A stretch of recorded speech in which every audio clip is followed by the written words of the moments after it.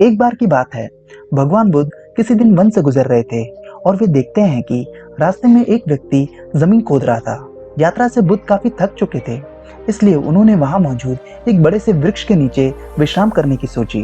वह व्यक्ति काफी देर से जमीन खोदे जा रहा था और अंत में उस व्यक्ति को एक कलश मिलता है।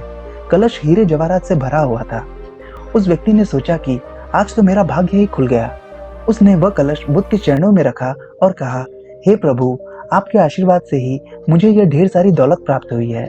मैं इसमें से कुछ रत्न आपको भेंट करना चाहता हूँ। कृपा कर मेरी इस भेंट को स्वीकार करें। बुद्ध ने कहा, तुम्हारे लिए यह दौलत है, किंतु मेरी दृष्टि में यह विष के समान है।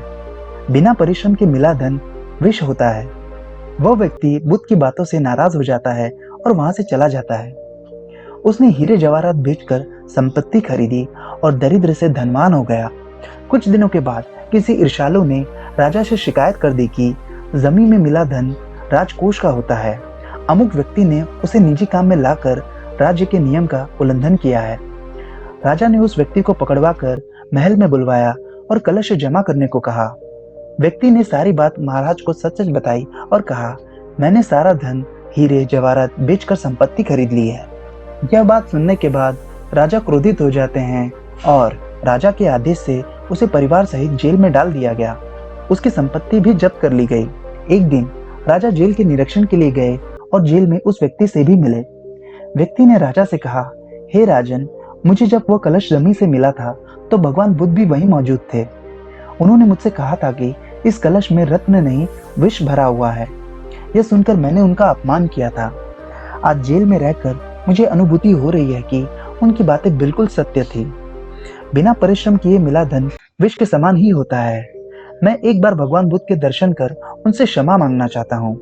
राजा ने व्यक्ति की बात सुन भगवान बुद्ध को महल में पधारने के लिए आमंत्रित किया और जब भगवान बुद्ध महल में पधारे तब जेल से उस व्यक्ति को निकालकर भगवान बुद्ध के पास लाया गया।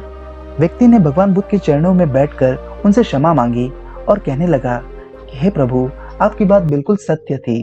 कलश में वास्तव में विष था, जिसके कारण आज मैं इस कारागार में हूँ। बुद्ध ने देखा कि व्यक्ति को अपनी गलती का एहसास हो गया है, तो बुद्ध ने राजा से विनती की कि उस व्यक्ति को कारागार से रिहा कर दिया जाए। वह व्यक्ति अपने परिवार सहित जेल से रिहा हो जाता है और उसी दिन से वह परिश्रम से प्राप्त धन से जीवन यापन करने लगता है। इस कहानी से हमें यह सीख मिलती है कि हमें हमेशा मेहनत की ही रोटी खानी चाहिए।